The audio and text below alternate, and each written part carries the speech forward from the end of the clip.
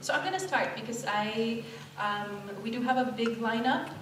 This is Inkstorm, no, this is not Inkstorm 3, this is Inkstorm 2. Tomorrow is Inkstorm 3, which I hope you also attend.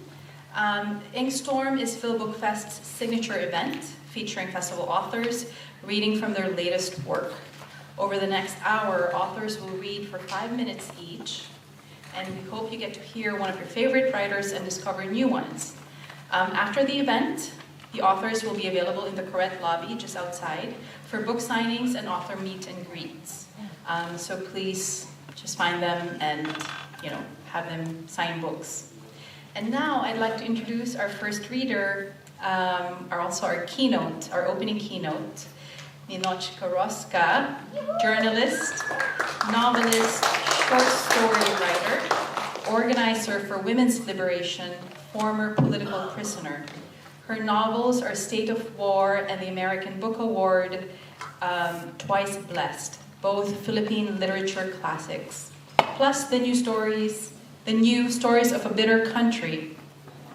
At work on the mytho-autobio Honeysuckle Rain, and organizers for AF3IRM.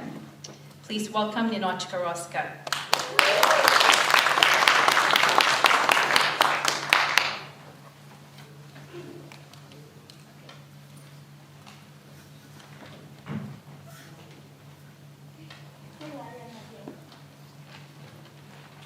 Hi.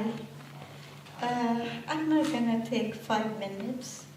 I'm reading from what I call a mytho-autobiography, because so many people are asking me, why don't you write your autobiography? I said, I will write it in a way that nobody will understand it. So this is from part 1. The whole book is called Honeysuckle Rain, a Koshok in 4 movements. Koshok is an Afghani form of lamentation for the dead. It is poetry, music, and dancing. Okay. Part 1, in the beginning. Before vision, sound was. The tiny scream of cells dividing, redividing, a cantata of the pain of growth, because life began in pain, which ended only when all process of being ceased.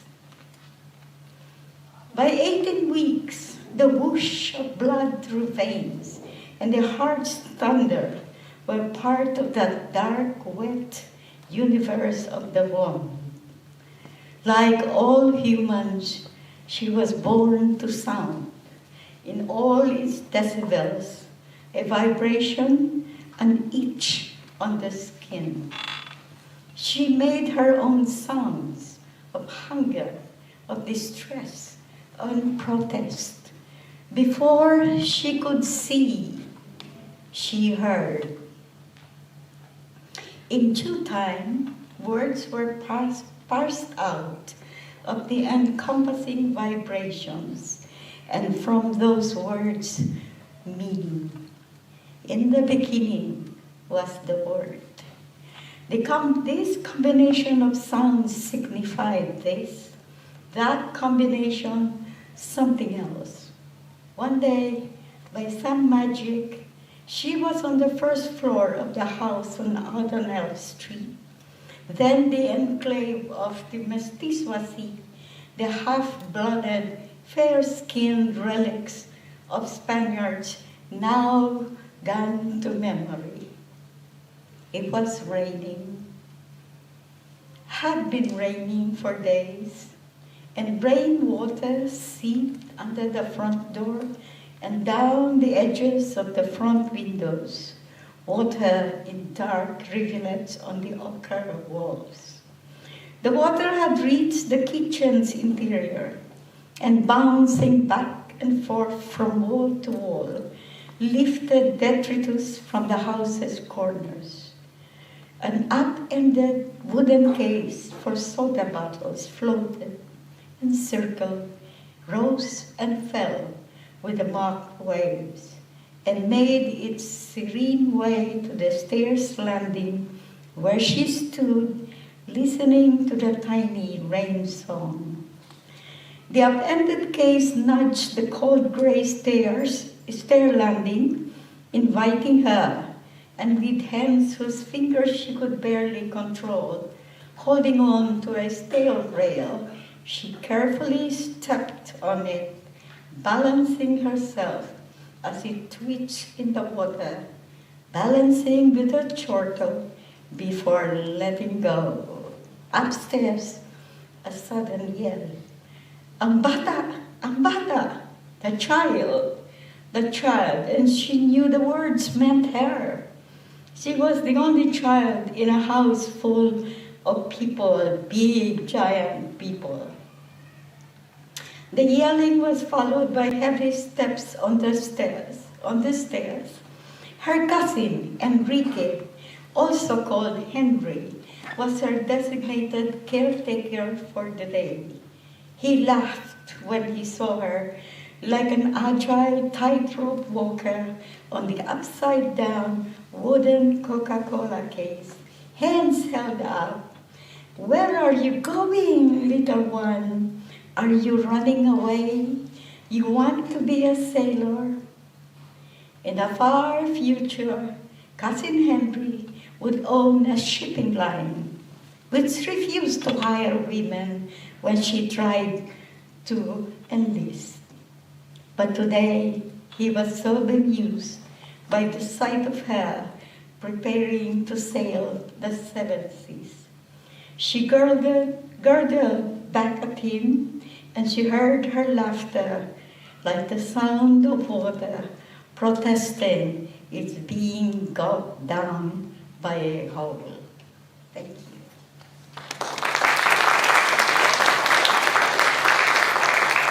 The next reader is Randy Gonzales, a native New Orleanian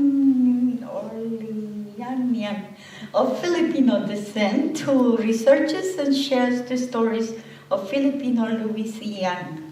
Randy's debut poetry collection, Settling St. Malo, won the 2024 Summerly Book Award for enriching our understanding of the history of the Gulf Coast region. Randy?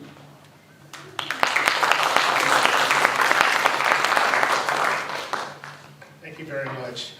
I'm going to read from Settling St. Malo, and in Settling St. Malo is basically the history of Filipinos in Louisiana in verse. And I'm going to read some poems from the section called about St. Malo. If you don't know, St. Malo was the first permanent Filipino-American settlement in the United States. And I'm Filipino from Louisiana and grew up not knowing this story. So this book was my way of settling St. Malo and thinking about the history of this place. And since I just came from a panel talking about place, I want to read When Manila Men Fished at St. Malo. And this first section of this poem just gives you a sense of what this place was like.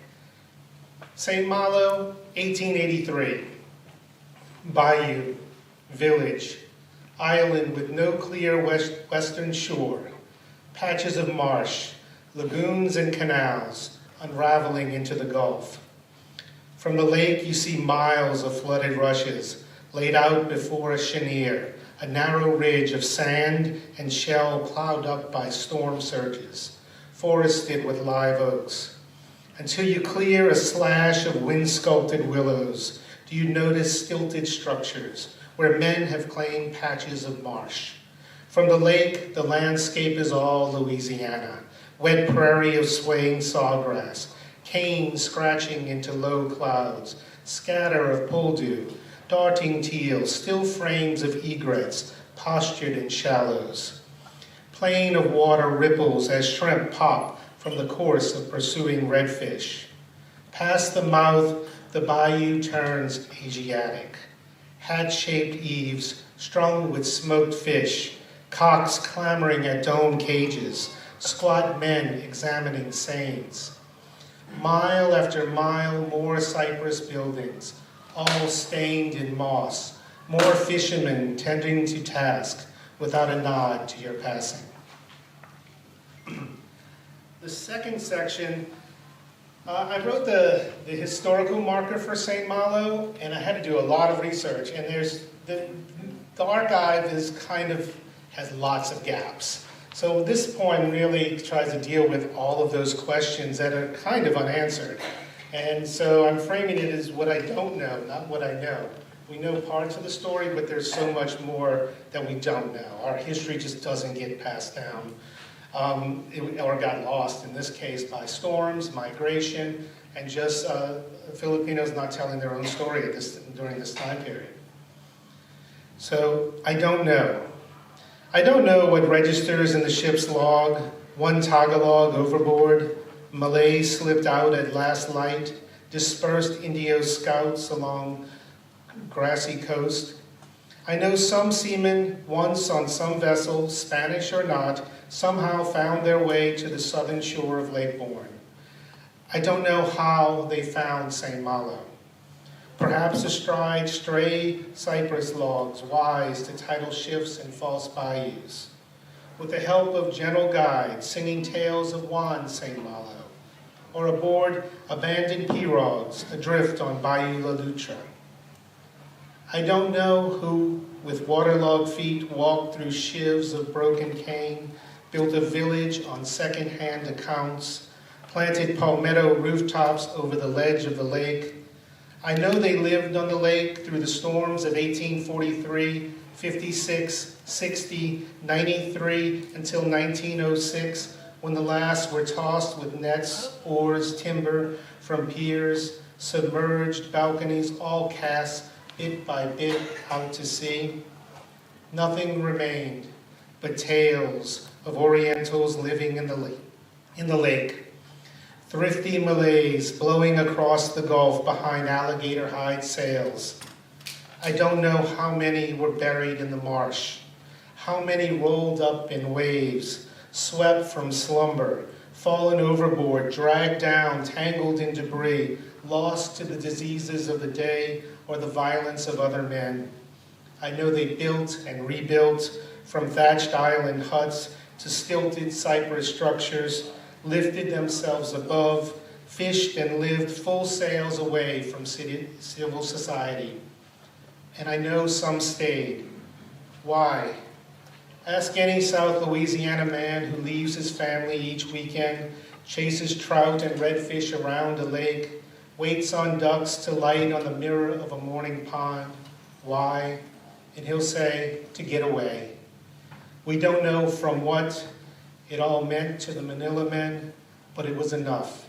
Got them this far and kept them.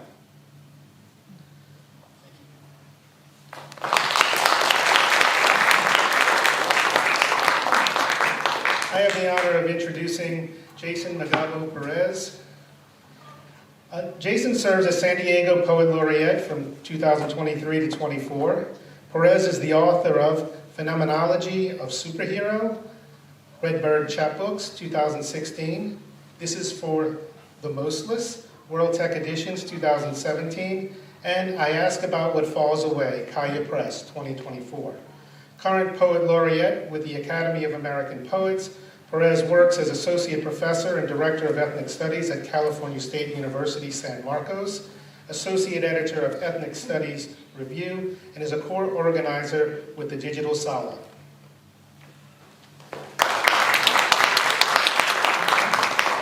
Thank you, Randy.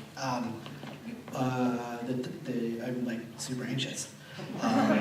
My flight was delayed from San Diego. I was late, and then I was reading the other day, and I was like, I think the font's too small. And anyways, so we're gonna do a little bit of crowd participation here. Okay, so I'm gonna say a line.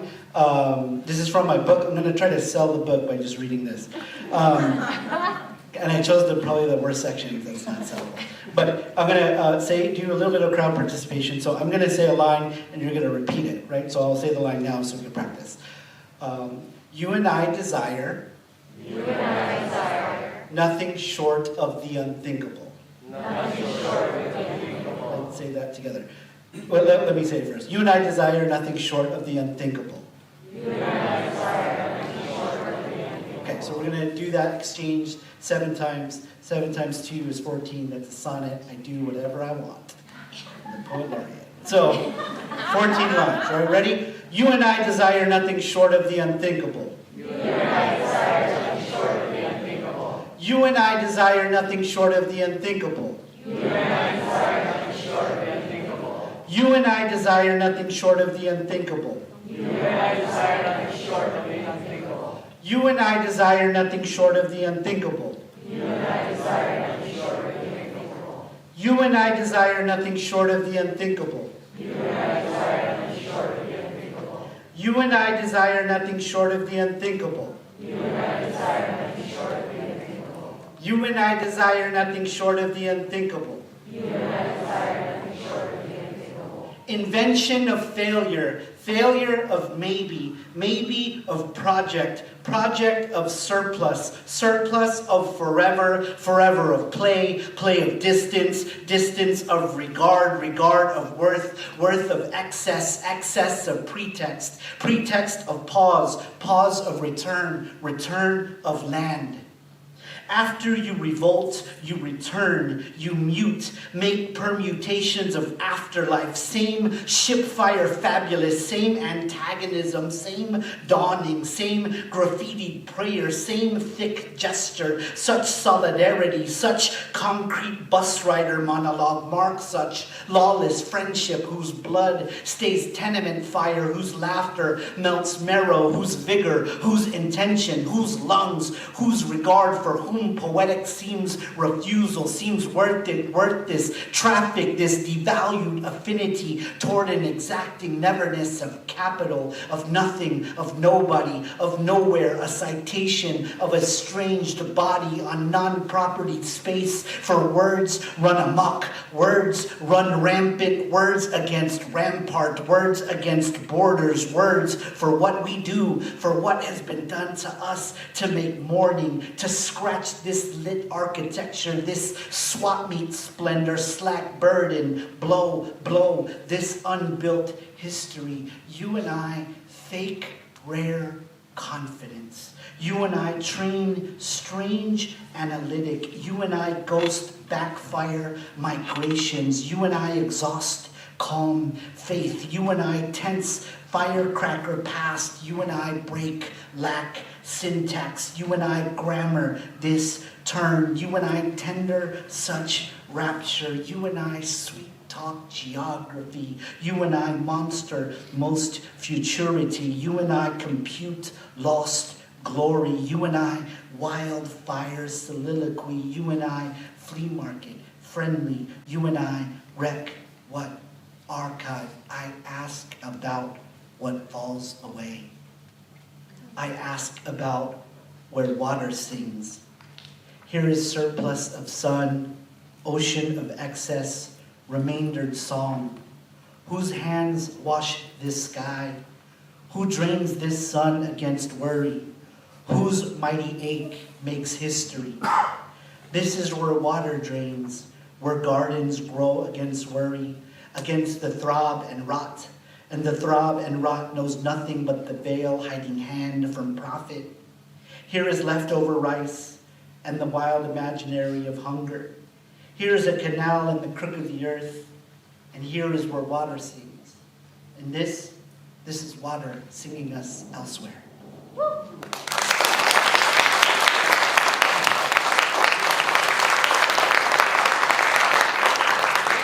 Now I have the honor of introducing Maritza Roño.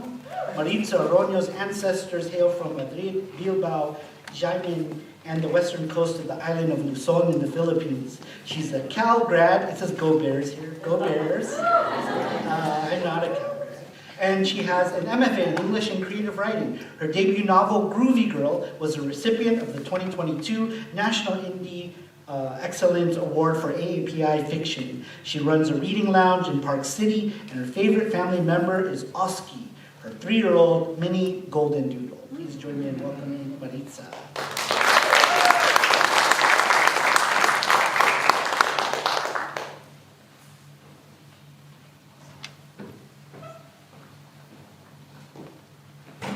Hi, everyone. tell you I'm so starstruck being here. I'm an indie author, and I'm also a 29-year colon cancer survivor. As of October 2nd. So my first novel, Groovy Girl, chronicles my year of chemo. I created a 19-year-old character who is diagnosed with young onset colon cancer. So I'm going to read from my second novel because I have a few friends here who've already read passages from my, or heard passages from my first novel. This is chapter 3, and it's called Charlie Chin. What's in a name that which we call a rose by any other name would smell just as sweet? I can't stand reading Shakespeare's work. It makes me feel dumb. My eyes glaze over his words again and again, and they just get me all discombobulated. Romeo and Juliet wasn't so dreadful, but this year, A Midsummer Night's Dream is on our syllabus. I recall McKenna not being a fan of this plot because of all the conflict between the fairies. We'll also be reading Kim by Rudyard Kipling and Voyage of the Beagle by Charles Darwin, which Mama gripes is such a crock of shit. Because why do we keep reading literature written by old puti men, which means old white men, which sounds like she's being racist, but maybe the other way around. Which is why she said puti instead of white. And wait, should white be capitalized? Why don't you ask Miss Langevin if you can read Carlos Bulasan's America is in the Heart? Or how about something by Jose Rizal? Mama nags me these days. But I tell her Miss Langevin has to follow the curriculum that will prepare us for the AP English exam we'll be taking when we're juniors this year. Maya, my best friend, to this day, still asks me why I used an alias for my story about bullies. Everyone knew I wrote the article, but no one had ever confronted me, which really bothered me because, one, I didn't care for all the staring in the hallways or by the lockers, and two, I'm the one who used the pen name in the first place so that people would come up to me and ask questions. So what was my problem? I think some boys have doper sounding names, like Parker, Riley, River, and Amari, which is probably why I know a bunch of girls with these names. My name, Isabel, means devoted to God, which I guess means I'm devoted to Miss God. But not really, because she started as a man-boy god when I was younger and became a miss only when I realized that girls are much stronger than boys in so many ways. And I absolutely don't need to defend my opinion to any boys or any men, because how would they like to experience a steel rod twisting into a steel bow inside their core? Who the hell is Charlie Chin? Papa asked me last year after he'd read my story about bullying. I heard a bit of urgency in his voice after he had called me downstairs, which made me nervous at the time. Papa's dense eyebrows weren't the usual crinkly curved they were when he was upset or confused. They looked more zigzagged, like the design on Charlie Brown's yellow t-shirt, which had given me an idea. We used to eat at Charlie Brown's for brunch, the one near Carol's in Rosemead, I explained, but I knew he wouldn't be satisfied with my answer. I poked my head deeper into his office, and without looking at me, Papa had made a spear-like motion with his chin, which is another way that Filipinos point, in addition to using their lips, towards the leather couch in front of his desk. Frida and Oscar aren't allowed on this piece of shit furniture from that overpriced store, Restoration Hardware. Mama once name-called this sofa. And where did Chin come from? Our Chinese family name is Yen. And I'm almost certain that Chin is Korean, Papa had said. The right-hand side of his eyebrows zigzag arched higher than the other, and the rest of his face looked discombobulated too, even his black, wiry, black and gray hair, which couldn't decide which way to be parted to cover his balding spots. It's an alliteration, I replied. And that actually was the truth, even though I had picked Charlie and Chin kind of out of thin air. I remember reminding Papa, McKenna liked using alliteration. Papa's gray eyes had twinkled at the sound of McKenna's name. McKenna means many gathered, or happy one. But she liked being alone, and I don't think she was that happy. Isa, can you go help me with the sinigang? I can hear a voice asking me this. Whose voice, I'm not certain. Isabel Sabina, are you daydreaming? Papa is at my bedroom door and making a motion with his chin again. And for a second, I don't know where I am, even though I had heard about the part about daydreaming. I looked up from my tattered copy of The Stranger by my favorite author, Albert Camus, not Albert Camus, and smiled to myself. Because ever since Mama started using those green and yellow packets filled with processed tamarind, and most likely MSG, from her sinigang broth, I knew she wouldn't need much help. So after Papa left, I stayed put in my bedroom. Frida is sprawled out on my shaggy rug, gnawing on the empty spot on Sarita's head. Her hind legs are extended like a seagull's wings, except they look like the tan and white cowhide rug that sits in the middle of Bianca's living room, which gives me the heebie-jeebies. Frida glances at me and starts breathing, hard, like there's something she's trying to break free from her chest. She usually does this when she eats her food too fast or where there's a foxtail stuck inside one of her nostrils. Sarita means princess, and princess means peace. So peace preyed on a princess. Ha! Another alliteration, and a radical one, if I don't say so myself. What's in a name? Had I been named Charlie Chin, and our last name were Chin, would I be a wayward, vivacious girl with vacillating feelings? Charlie Chin is just a name, but maybe she's someone I can give significance to, even a face to, someday soon. Thank you.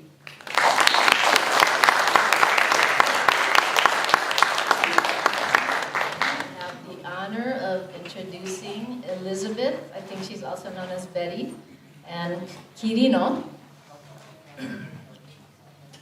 She is a New Jersey-based award-winning journalist, food writer, cookbook author, and memoirist. Previously a college professor and advertising creative director, Elizabeth develops recipes centered on Filipino home cooking on her website, The Quirino Kitchen. She was born in the Philippines and raised in Tarlac City.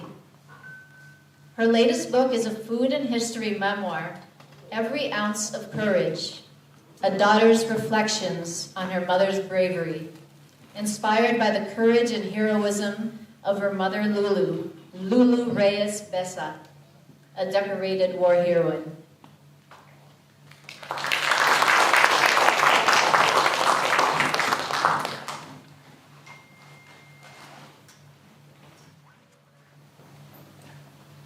Good afternoon.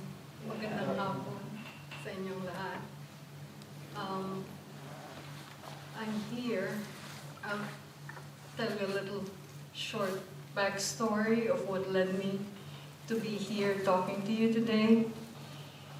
More than 20 years ago, one night, as I was baking ensaimadas in my New Jersey kitchen, the phone rang. It was close to midnight, and I didn't want to pick up the phone because it was midnight. Who calls you at midnight? I let the machine take the message, And this was the message. It was an old man. He said, "You don't know me, but your mother saved my life. I have been searching for her for 50 years.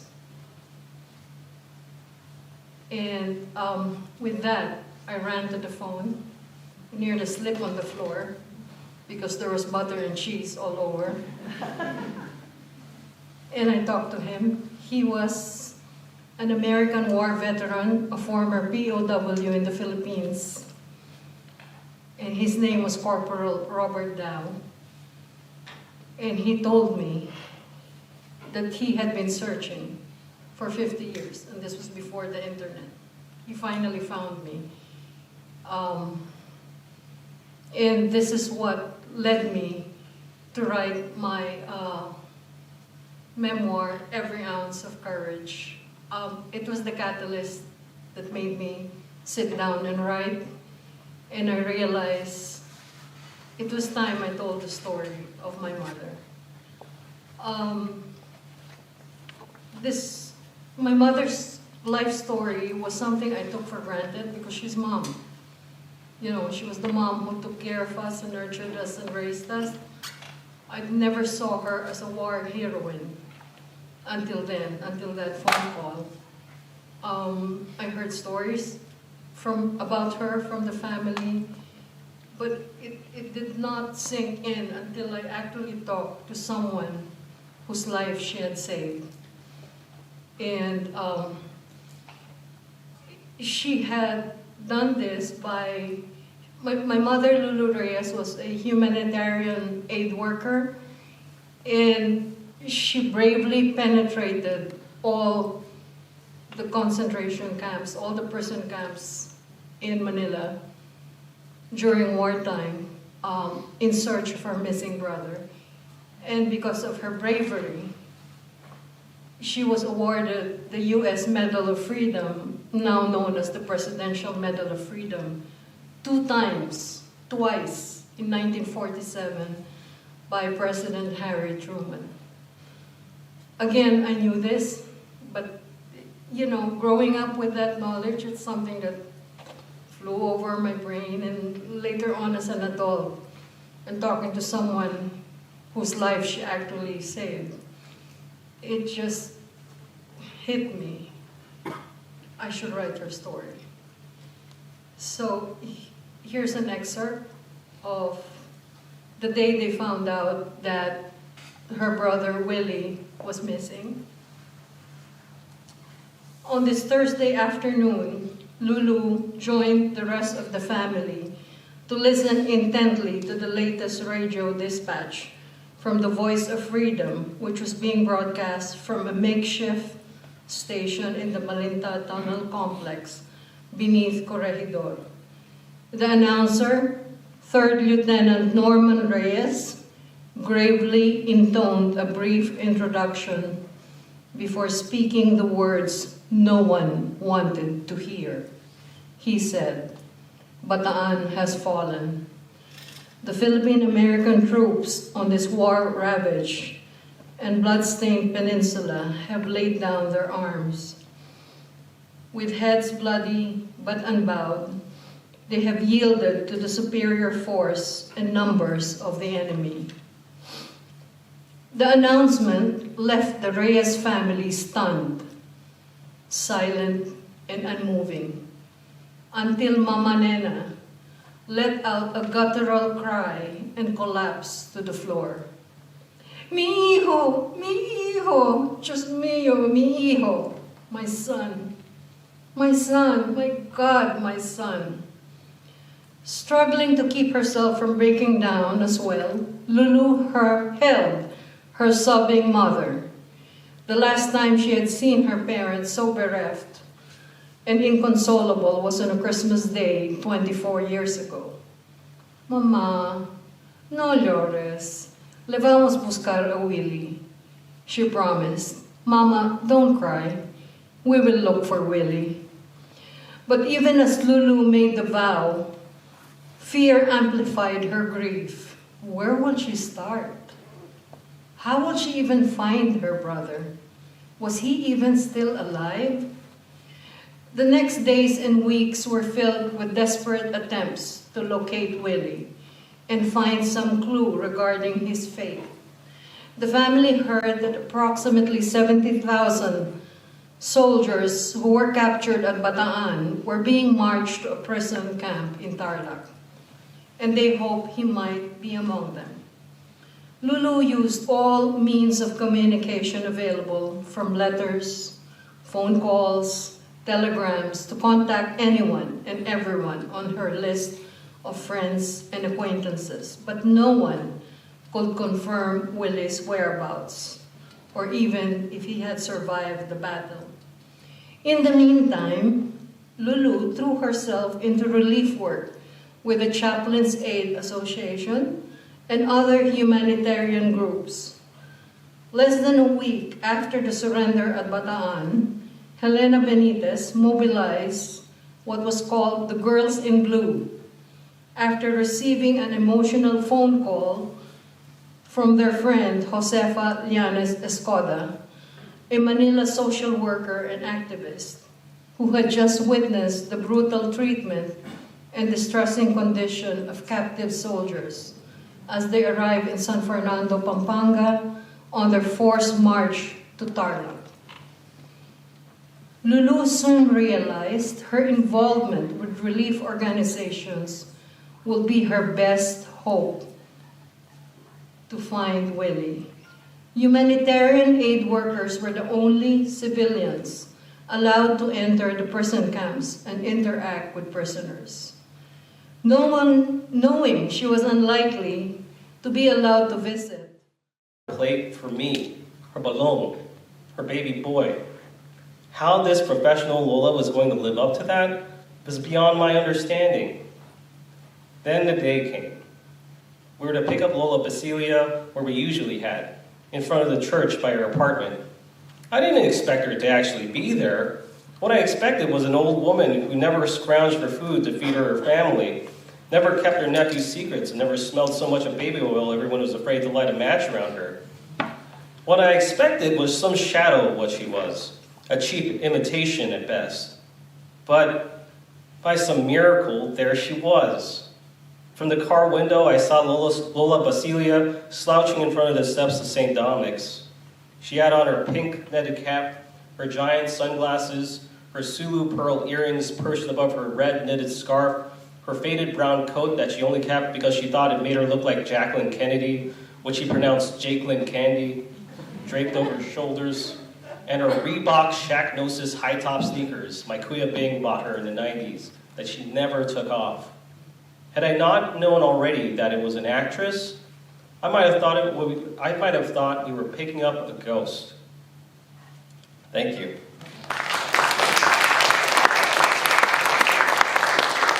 I have the honor of introducing the host of our event right now and also one of the organizers, Karen Llagas. Sorry, I butchered it again. A recipient of the Rhino Founders Prize, Philomore Tabios Senior Memorial Poetry Prize. Did I say that right? I'm sorry. And a Hedgebrooks residency, Karen Llagas' new collection, All of Us Are Cleve, was published by Nomadic Press in 2023. Please welcome Karen Llagas.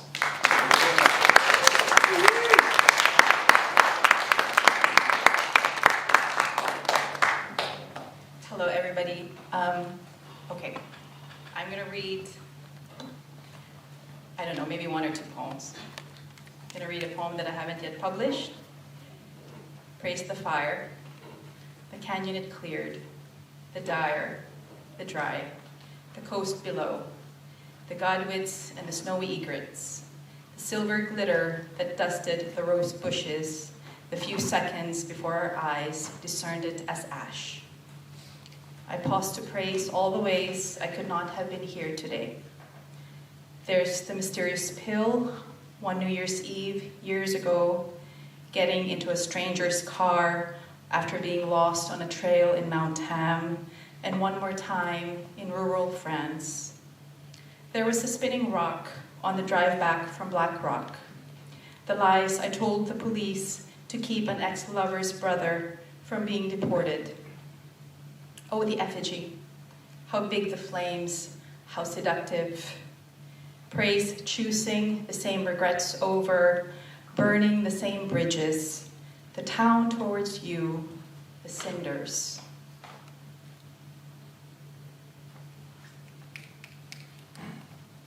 And I'm going to read one more poem from my chapbook. Are you bringing fruits, plants, seeds, animals, disease agents, snails, soil? O border agent, buffed and blushing, monsters are portable too. The one Hollywood imported, the one wild and winged and cleaved at the waist. She would travel her tendril tongue across your stonewall abs to reach the soft liver, her hunger a murder. What is the value of all the articles that will remain in the United States? I must have heard you say particles, which is only partly what we are, since we are also waves reporting back to the moon. Forgive me, I must have been daydreaming of pounded rice sweetened with crab fat. I am looking at you and thinking fondly of red, necessary agent to other colors. It's 5:40 a.m., we're both hungry, and my advice is bread. Do you know a rosebud that refuses to bloom is called a bullet? How many flowers now spangle our streets, dear agent, because our country is a clenched fist? Step in front of the camera, try not to smile. Oh, but I have more to declare.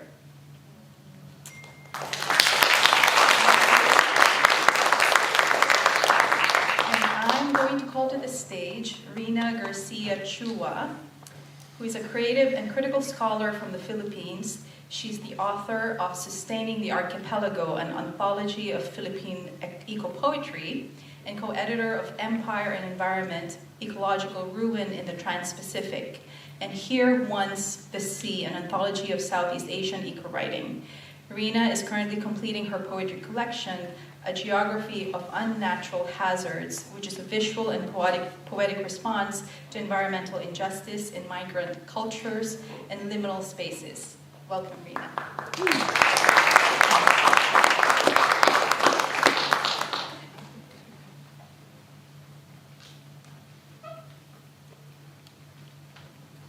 Magandang hapon mga kababayan. I'm going to read from the anthology that we just released this year with the University of Hawaii Press. I co-edited this anthology with Esther Vincent Shuming of Tiger Moth Review and Ann, and I want to amplify the beautiful works of our kababayans here in this particular book. Here Was Once the Sea, an anthology, Southeast Asian eco-writing. I'm going to read Eric Abalahon's Letters to America 1. It's an erasure of Carlos Bulosan's Letters from America, a pre-America is in the Heart, very small publications if some of you know it. Letter to America 1, erasure. Let me write the trees level to the ground. Fire laughed and screamed, the festival silenced. Of leaves shake the mountains, the hills, the rivers and the fields, the garden, for the garden of spring is now sleeping. I sit here thinking of cities like rain, but pictures makes us scream for life. Men are burning mountains of sand, glass, paper. Death is calling. For trees, we are bleeding you.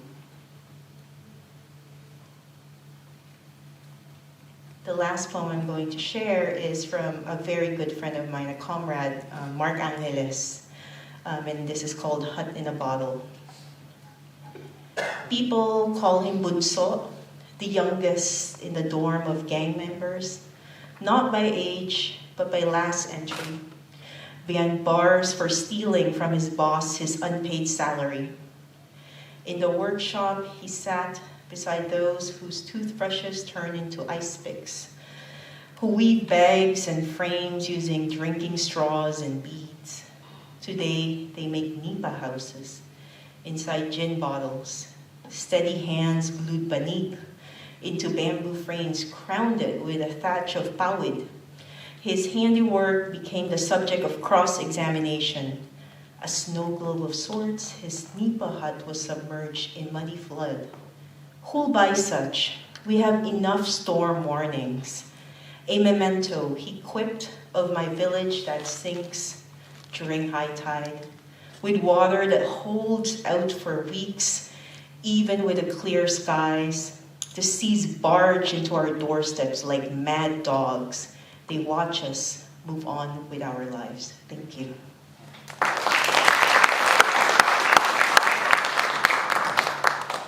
I'm very excited to introduce the next speaker, Jenny Odell. Jenny Odell is an interdisciplinary artist and the author of How to Do Nothing, Resisting the Attention Economy and Saving Time, Discovering a Life Beyond the Clock. Her work has appeared in the New York Times, the Atlantic, and the Paris Review. I will introduce Jenny nonetheless. She has also been an artist in residency at Recology San Francisco, otherwise known as the Dump. And Jenny's not here. Then I am very happy to read Randy's bio note as well. So I'm very honored again to introduce Randy Ribay. Is an award-winning and New York Times bestselling author of young adult literature. He's the author of Patron Saints of Nothing, Everything We Never Had, Avatar, The Last Airbender, The Reckoning of Roku, and other books for teenagers. He's a Freeman Book Award winner, 2-time National Book Award nominee, LA Times Book Prize finalist, and co-winner of the Michael L. Prince Awards. Please give it up for Randy.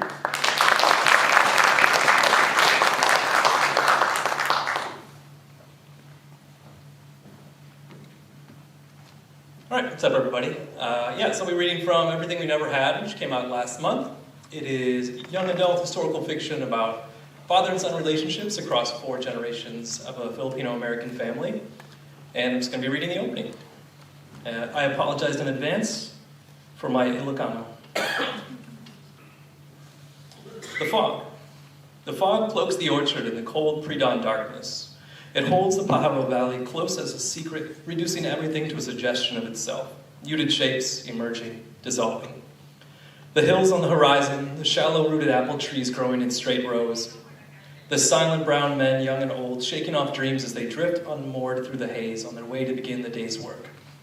Francisco Magabo is among them, shouldering a heavy wooden ladder with an empty burlap sack slung across his chest.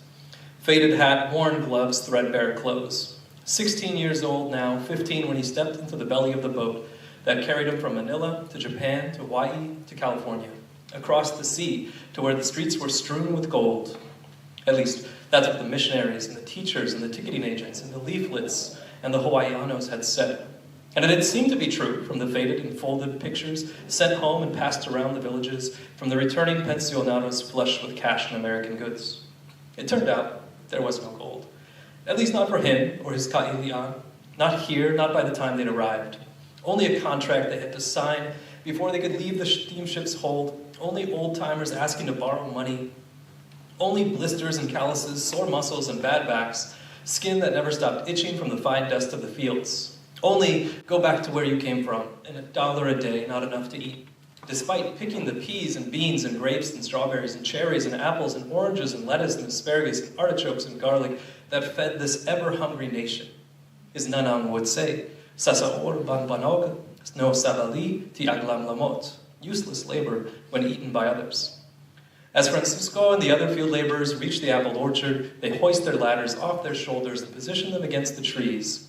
Silent and sullen, the men ascend into the branches, but Francisco hesitates. On mornings like this, when he is near the world but not in it, near the others but not with them, near himself but not quite, when the fog has seeped through his skin and settled into his bones, and he no longer knows where it ends and his breath begins, having already filled his lungs with too much mist, he wonders if he should have listened to his nanang. Maybe leaving wasn't the only way. He had felt like such a man then. The eldest son venturing into the unknown to do what he must to take care of his nanang and sister and brothers after his tatang lost their land and left them for the woman with the mole on her earlobe. The plan had seemed simple enough from a distance. Work in America for 3, maybe 4 years, make enough money to pay his younger siblings' school fees and to buy back his family's land, then return to work it. But now, he isn't so sure. Not a man, no longer a boy, maybe more so a ghost, since duty dissolves as it absolves. Still standing at the base of his ladder, Francisco watches Lorenzo Tolentino in the next row shake a pebble out of his glove. The same ship, the President Jackson, had carried them across the sea. They found each other in the crowded, swaying dimness of the third-class hold after hearing home in each other's voices and discovering they hailed from neighboring villages in Ilocos Sur. Since then, they'd stuck together, following the planting and harvesting seasons along the coast for one full cycle. Other Ilocanos would join them from time to form small temporary crews so it would be easier to find work. But they'd always peel away one by one until only Francisco and Lorenzo remained. Thoughtful, quiet Lorenzo. 19 to Francisco's 16.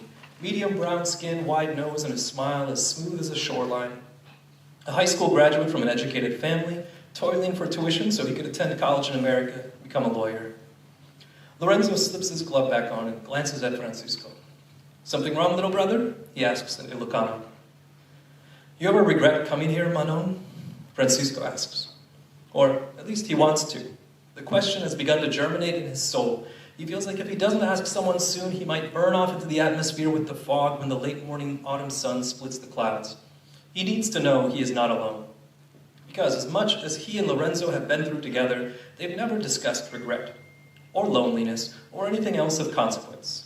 They've never named what they've most deeply felt, because naming a thing means you must confront it. It means lighting a candle to illuminate what's lurking in the shadows, and sometimes the only way to survive is not to know. Francisco wipes the condensation from the rungs of his ladder as he wonders how to say what he feels, which sometimes is like fishing with a net in need of repair. In the end, he takes off his hat, smooths his hair back. "I'm okay." Lorenzo nods and climbs up his ladder. Francisco puts his hat back on and does the same a moment later. Parallel, wordless, and with practiced hands, they begin plucking the ripe red apples from the branches. They work quickly but carefully since the fruit's skin is slick with dew in the early morning watering. Can this ever be enough? Picking fruit in thick fog, filling sacks to fill crates, to fill trucks, to fill the stomachs of those who will never spend a day in the fields. Could this ever be enough to quiet the regret, to justify an ocean crossing, to anchor him to the earth? Francisco does not yet know. Thank you. All right. And last but not least, certainly, we have Rick Rocamora. Rick Rocamora is an award-winning documentary photographer whose work focuses on the immigrant community and their contributions to America and human rights, civil liberties, and social and economic inequalities in the Philippines. Rocamora is the author of 7 books: Filipino World War II Soldiers, America's Second-Class Veterans, Blood, Sweat, Hope, and Quiapo, Early Esmosende Story, Human Wrongs, Alagang Angara, A Long Road to Dignity, Muslim Americans, published by the Tokyo University for Foreign Studies Press, and Dark Memories of Torture, Incarceration, Disappearance, and Death under Ferdinand E. Marcos Sr.'s martial law. His work is part of a permanent collection in the San Francisco Museum of Modern Arts, the U.S. State Department Art and Embassies Program, and private and institutional collectors. All right, Rick Rocamora.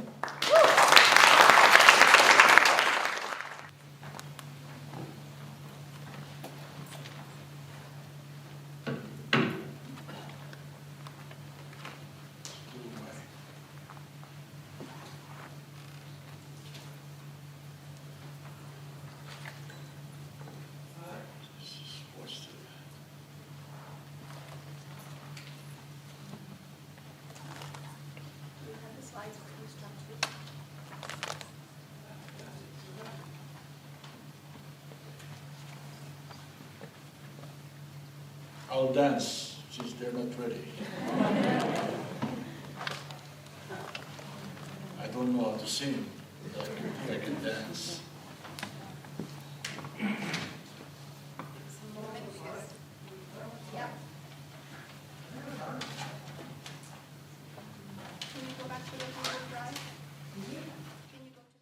My name is magandang hapon sa inyong lahat. My name is Rocamora. I moved here in 1972 when after martial law was declared. I don't. Oh, I'm sorry. I don't have any formal training in photography. I guess in this book festival, I'm the only photographer being, talking to you about my work. When I arrived here in December of '72, I got a job right away as a pharmaceutical sales rep. So for 18 years, I became a regional manager of a pharmaceutical company. But when Marcos deported Ed Gerlach, a Merino priest, he stayed with us here in California. And he said, I'm going to Hong Kong and speaking tour. If you like, I'll buy you a camera. So that started my career in photography. I still spend time working in the company. I finally quit in 1991. After a merger, I was a regional manager for a pharmaceutical company owned by Dow Chemical. So my career started as a photographer, traveling to Cuba, Nicaragua, El Salvador, South Africa, and West Africa. But somehow during the period of martial law, I was part of a demonstration in front of the Philippine consulate, and I was beaten up by the San Francisco police. So I spent time in jail. There is a court hearing, a nationwide campaign to drop the charges against me, and finally I was cleared. But when I went back to the Philippines in 1986, as aspiring photographer, I was still working for the company. I said, if I go back to the Philippines and I become a photographer, I will try to document my concerns in my home country. So that's what I did when I quit my corporate life in 1991, early 1991, so I could make less money because I just like to do what I'm doing. So through the years, I've been doing this kind of work. And this project about dark memories of torture, incarceration, disappearance and death under Marcos started in 2011. I was in Manila at that time, and while riding a taxi, I heard the announcement that they were making distribution at the Commission of Human Rights of compensation from the Marcos money ruled by the judge in Hawaii. So I went there and introduced myself to a crowd like this and said, I don't know what I'm going to do with the pictures, but I think it's important for me to photograph whoever would like to be photographed. So later on, your faces will be a memory of who were tortured and victims of martial law. Because they are being compensated, it means they qualify. They went through the process of checking and double checking their stories. So by that itself is a confirmation of that they were victims or their families survivors of martial law. So from 2011, I did this work off and on. I go to demonstrations and talk to people. What's your experience during martial law? Oh, I was tortured, I was doing this like this. And then I visited them in their office. So on the 50th anniversary of martial law, my work was exhibited at the Academic Oval at UP and at the Ateneo Art Gallery. So in 2023, during I published the book supported by Goethe Institute, a German foundation, who happened to be viewing my exhibit at the Ateneo. So got published last year. There were concerns that because of the Marcos Jr. administration, I might be targeted. I've been, I was looking for that, because part of my work, there's always a risk.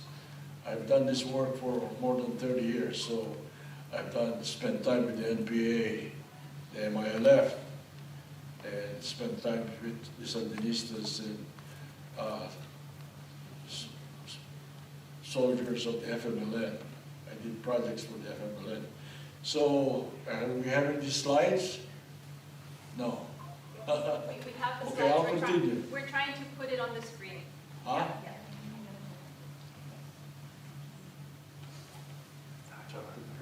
Anyway, it's hard to be last, but also at the same time, you have plenty of time to, wait wherever the problem is happening. When I was doing corporate work, we have to do this presentation, and the last thing you don't like to happen is you make mistakes, or the machine is not working, because all your managers are out there watching you. So, anyway, let me just continue. So, part of the pictures in the book is a picture of Cory Aquino when she arrived in San Francisco for the first state visit. The reason why I included that is because we all know that the U.S. played a role in the downfall of Marcos and the installation of Cory Aquino as the president of the Philippines. It's also in the book a picture of Consul Arguelles at the consulate, because when the anti-Marcos forces on February 26, 1986, went to the consulate to take over the consulate, you could see the face of Consul Arguelles almost crying. So, and then 3 or 4 years ago, I got invited at the consulate to exhibit my work on Typhoon Yolanda, Typhoon Hayam, and I made a comment said, finally I'm being welcomed at the consulate, cutting a ribbon to open up my exhibit. But years ago, when I was an activist with KDP and doing all the demonstrations, I can barely get into the door. In fact, the first time I went to the door, I was beaten up by the San Francisco Police Tactical Squad. So let me read some excerpts from the book. Here's about one of the person I feature in the book is Pete Lacaba. Let me read You're talking? Okay. You like me to dance? I can dance too. Anyway, it now seemed to me that my torturers were humane after all, that they would have me treated for the bruises on my nape and shins. But as soon as we were able, inside the doctor's clinic in one of the wards, I was blindfolded with my own snot-splattered handkerchief, made to lie down on the examination table, and injected with later to be truth serum. In a couple of minutes, I felt like I had downed half a case of beer, my head swam, and my body seemed to float. Once again, the third degree began, and I can remember talking drunkenly and giving misleading answers to what would still somehow sound credible to my interrogators. That was Pete Lacaba.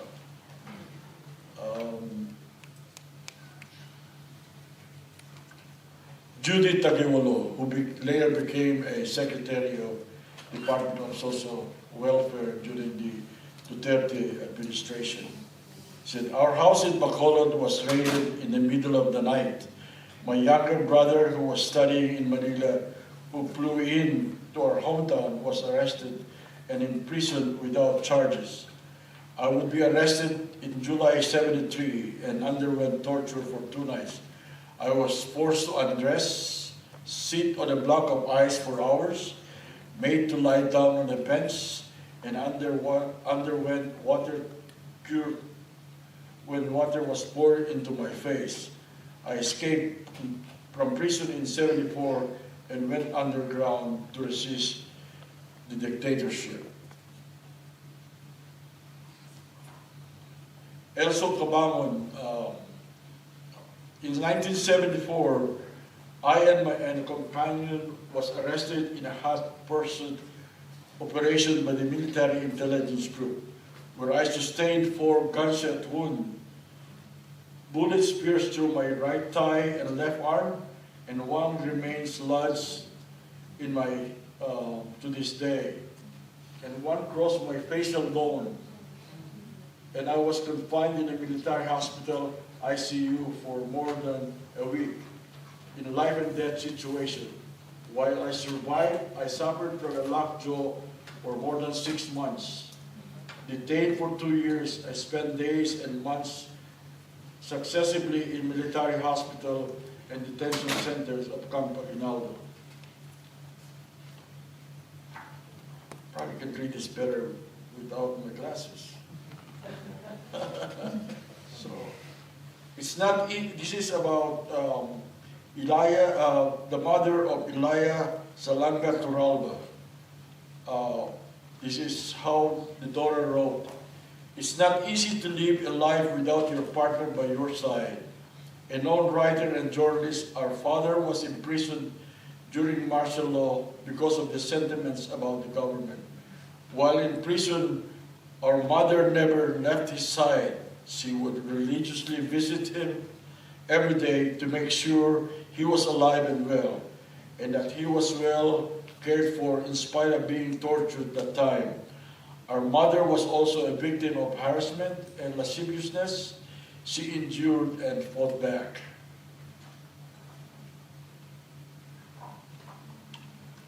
This is a story about Pat Roque, who ended up later as a photographer for the Associated Press. I'll run the slides quick later, so let me just finish reading this. So Pat Roque was arrested, and when he was very young in Davao. So this is what he said. Sadistic guards who sometimes tell us we are digging our own graves. The funeral details were not only the pleasantness we faced during detention. Shortly after my arrest, I was beaten and kicked by soldiers who screamed at me that I am a communist rebel. I was forced to lie spread eagle while guards pounded arms, my hands, and their rifle butts. For 1 month, I was held in isolation, never leaving my tiny cell, furnished with one small bed filled with bugs and one tin can as a toilet. One night, I was awakened by the guard who rammed a 45 caliber pistol in my mouth. I'm warning you, one day we will kill you. Later, I was transferred to a stockade in Manila, and the conditions were marginally better. He was never charged. What is this? Running? Okay. So let me run this slideshow. Start this. Look here. Sorry, I'm not a techie. We have problems at all. Call Eugene. Call my son. Don't know anything.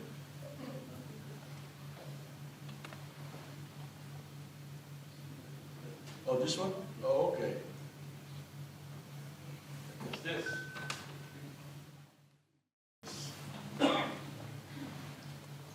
This is after the 86 revolution. I put together a display with all the pictures taken during 1986 at the EDSA demonstration here in San Francisco. Next slide, please. That's Consul General Arguelles.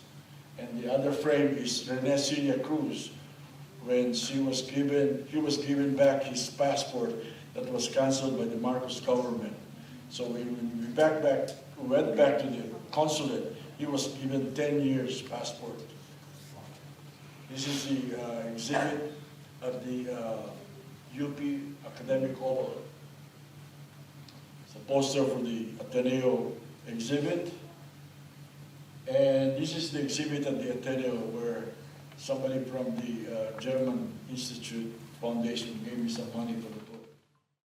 The consulate. And the next picture is the picture of Koret Aquino arriving in San Francisco for the first state visit. One of those pictures is Butch Galisa Jr., an eminent writer and professor at the University of the Philippines, Pete Lacaba, Judy Tagiwalo, Joanne Maglimon, Elso Cabangon, who was shot in the face, Philip Susara, who was part of another movement, Satura Campo, who is now who became a congressman, arrested several times and escaped. And this is Sixto Carlos. A tribute was written by Rene Siria Cruz. This is Boying Pimentel's tribute to Edgar Hobson, because Boying wrote a book about Edgar Hobson. Susan Aroneta, who is now living in the Bay Area and was arrested during that time. Melinda Paras, who is Filipino-American, did some work in Subic, was also arrested. And Jean Biernes and Selma Domingo, who were killed in Seattle by individuals who were hired by Marcos government through the office of Dr. Malabed here in San Francisco. This is the only case, Jean and Selma case is the only case where it was proven that the United States was involved in the anti-Marcos activity resulting to the death of these two activists. They were compensated, and those suspects who were convicted are still in jail. I think they were given life sentences. One died in jail already, so the rest are still in jail. So that's my picture. I'm still younger at the time. Now I'm older than they came. But I was lucky when I was beaten up by the police, because I went to the hospital the following day after I was released, and they said, "Oh, you're so lucky. You have a flat nose. You have a nose. You have definitely you need surgery." So the funny part of that incident on my case is that I called my office in Cincinnati and I said, "I'm taking 2 weeks medical leave." And then I explained why. So they said, "Okay, go ahead." But when I made calls to my accounts in the Bay Area, and they said, "Oh, we saw you on the front page of the Chronicle, being carried by 2 policemen from the Philippine consulate."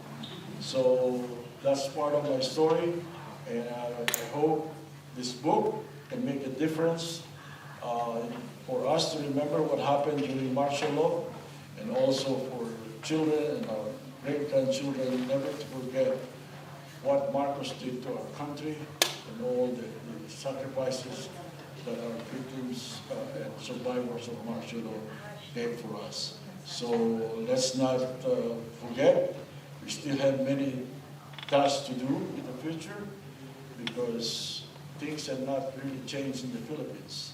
So the coming election, we'll be electing some of the candidates are the entertainers, Manibo and all those kind of stuff. So thank you very much for your time.